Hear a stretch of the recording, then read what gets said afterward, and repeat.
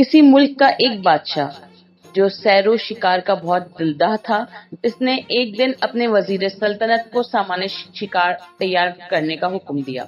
چنانچہ وزیر نے بعد تیاری سامان بادشاہ کو اطلاع دی اور وہ دوسرے روز الصبح ماں وزیر و میر شکار اور دیگر شکاری عملے کے لوگوں کے شکار کھیلنے کے غرض سے شکارگاہ کی طرف روانہ ہو گیا۔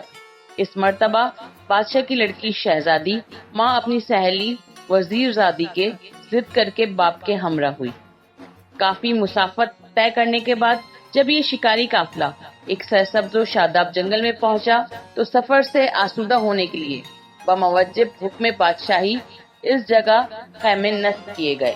باورچیوں کا عملہ کھانا پکانے کے انتظام میں مصروف ہوا اور کچھ لوگ سفر کی تھکن کی وجہ سے خیموں کے باہر ہی لیٹ گئے کہ اتنے میں خلاف امید اس زور و شور کے ساتھ آندھی چلی کہ اس نے بڑے بڑے تناور درختوں کو زمین سے اکھاڑ کر پھینک دیا۔ گرد و غبار کی وجہ سے پاس کی چیز تک سجھائی نہ دیتی تھی۔ اس طوفانی عالم میں ایک کو دوسرے کی خبر نہ تھی۔ شاہی خیمہ اور خرگاہ کا دور دور تک کہیں پتہ نہ تھا۔ جب آندھی کا زور کچھ کم ہوا اور منتشر شدہ لوگ یکجا ہونا شروع ہوئے تو اس وقت شہزادی اور وزیر زادی کی تلاش سرعت کے ساتھ کی جانے لگی، جن کا کہیں پتہ نہ تھا۔ بادشاہ اور وزیر دونوں محبت پدری سے بےتاب ہو کر دونوں لڑکیوں کی تلاش میں بذات خود منہمک تھے، لیکن بہت دوڑ دھوپ کے بعد بھی کامیابی نہ ہوئی اور بالآخر بادل نخواستہ دارالسلطنت کی طرف واپس لوٹنا پڑا۔ محل سرا میں اس خبر سے کوہرام مچ گیا جس میں رعایا بھی شامل تھی۔ اتفاق وقت کہ بادشاہ اور اس کے شکاری عملے کے واپس جانے کے بعد ہی سرحدی ملک کا دوست بادشاہ اسی مشترکہ جنگل میں شکار کھیلنے کے لیے آیا۔ شکار کے دوران اس بادشاہ پر پیاس غالب آئی، چنانچہ اس نے اپنے وزیر کو پانی لانے کا حکم دیا، لیکن پانی کا ذخیرہ جو قافلے کے ہمراہ تھا ختم ہو چکا تھا۔ چنانچہ وزیر پانی کی جستجو میں چل کھڑا ہوا اور ایک پہاڑی کی چوٹی پر آبادی کا پتہ لگانے کے لیے جا پہنچا کہ وہاں اس کو دو حسین و جمیل لڑکیاں نظر آئیں۔ یہ لڑکیاں وہی گمشدہ شہزادی اور وزیر زادی تھی اور اپنے والدین اور قافلے والوں سے جدا ہو گئی تھی۔ چنانچہ یہ لڑکیاں جب اپنے والدین سے جدا ہو کر پہاڑ پر پہنچی تو بہت زیادہ پریشان ہوئی۔ ظاہر ہے کہ اس وقت ان کی کیا حالت ہوئی ہوگی۔ دونوں لڑکیاں اس علم انگیز اور بظاہر دائمی جدائی سے اس قدر روئیں کہ بے ہوش ہو گئی۔ عالم غشی میں دیکھا کہ ایک بی بی نقاب پوش تشریف لائیں اور نہایت شفقت سے فرماتی ہیں کہ اے لڑکیوں، تم ہراساں مت ہو، نیت کر لو کہ جب ہم اپنے والدین سے مل جائیں گے تو اس وقت ہم خاتون جنت جناب فاطمہ زہرا سلام اللہ علیہا کی کہانی سنیں گے۔ لہٰذا ان دونوں لڑکیوں نے حسب ہدایت معظمہ منت مان لی۔ جب غش سے ہوش آیا تو اپنا واقعہ غشی کو ایک دوسرے سے بیان کر کے منت کی تصدیق کی اور پھر خدا کے رحم و کرم کی منتظر ہوئی کہ وزیر مذکور کو پانی کی تلاش میں ان تک جا پہنچا۔ جب اس نے ان دونوں بے یار و مددگار لڑکیوں کو اس طرح پہاڑ کی چوٹی پر دیکھا تو بہت حیران ہوا۔ اس نے پوچھا کہ اے لڑکیوں، تم کہاں کی رہنے والی ہو؟ اپنے حسب و نسب سے آگاہ کرو اور یہ بتاؤ کہ تم اس سنسان جگہ پر اور اتنی اونچی پہاڑ کی چوٹی پر کیسے پہنچی؟ وزیر کے دریافت کرنے پر دونوں لڑکیوں نے آبدیدہ ہوتے ہوئے اپنا سارا واقعہ بیان کیا اور اپنا حسب و نسب اور مراتب سے بھی اس کو آگاہ کر دیا۔ وزیر ان لڑکیوں کے حالات سے آگاہ ہونے کے فوراً بعد اپنے بادشاہ کے پاس آ گیا اور اس سے سارا واقعہ بتفصیل بیان کیا۔ بادشاہ اس واقعے کو سن کر بہت متاثر ہوا اور وزیر کو حکم دیا کہ اگر وہ لڑکیاں اپنی خوشی سے آنا چاہتی ہوں تو ان کو جا کر فوراً لے آؤ۔ بادشاہ کے حکم کی تعمیل میں اس مرتبہ وزیر مذکور ماں کچھ اور آدمیوں اور سواری کے ان لڑکیوں کے پاس پہنچا۔ ہمراہیوں کو پہاڑ کے دامن میں چھوڑ کر خود پہاڑ کی چوٹی پر پہنچا اور دریافت کیا کہ اے لڑکیوں، تم ہمارے ساتھ چلو گی؟ لڑکیاں راضی ہو گئیں۔ وزیر نے دونوں کو پہاڑ کے نیچے اتارا اور سواری پر سوار کر باعزت اپنے بادشاہ کے پاس لے گیا، جو ان سب کو لے کر اپنے دارالسلطنت میں لے آیا۔ مخبران شاہی کے ذریعے پہلے بادشاہ کو اطلاع مل گئی کہ اس کی گمشدہ دختر ماں وزیر زادی کے اس پڑوسی بادشاہ کے ہاں موجود ہے۔ اس نے اپنے وزیر اعظم کو ماں تحفہ طوائف کے اس بادشاہ کے پاس روانہ کیا اور خط کے ذریعے یہ خواہش ظاہر کی کہ ہماری لڑکیاں جو تم کو ملی ہیں ان کو ہمارے پاس واپس بھیج دو۔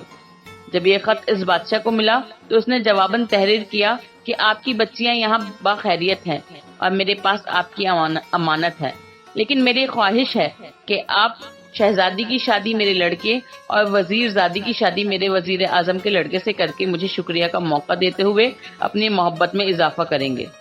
چنانچہ پہلے بادشاہ نے یہ بات کچھ غور و فکر کے بعد منظور کر لی، لہٰذا دونوں لڑکیاں باعزت و احترام اپنے والدین کے پاس واپس کر دی گئی۔ اب حسب وعدہ تاریخ مقرر ہوئی اور طرفین میں سامان شادی ہونے لگا۔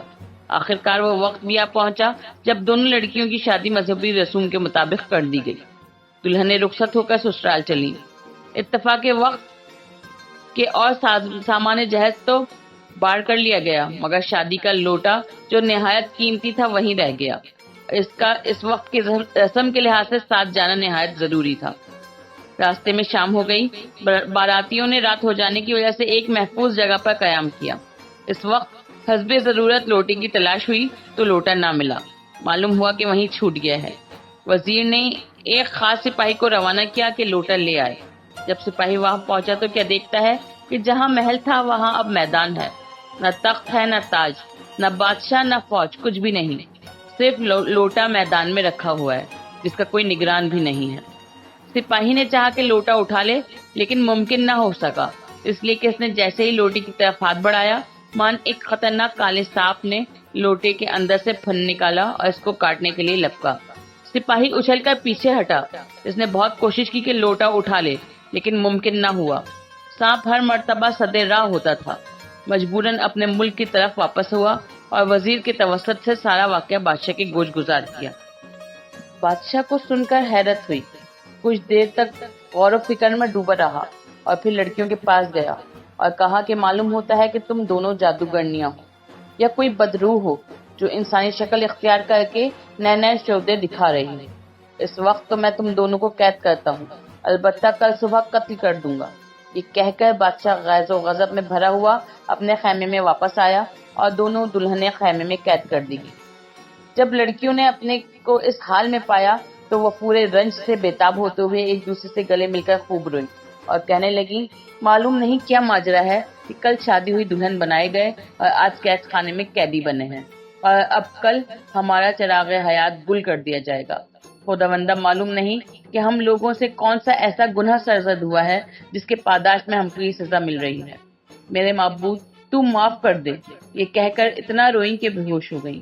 عالم بے ہوشی میں دیکھا کہ وہی بی بی جو پہاڑ پر نظر آئیں اور بکمال شفقت فرمایا کہ لڑکیوں، تم نے پہاڑ پر منت مانی تھی کہ جب ہم اپنے والدین سے ملیں گے تو جناب سیدہ کی کہانی سنیں گے۔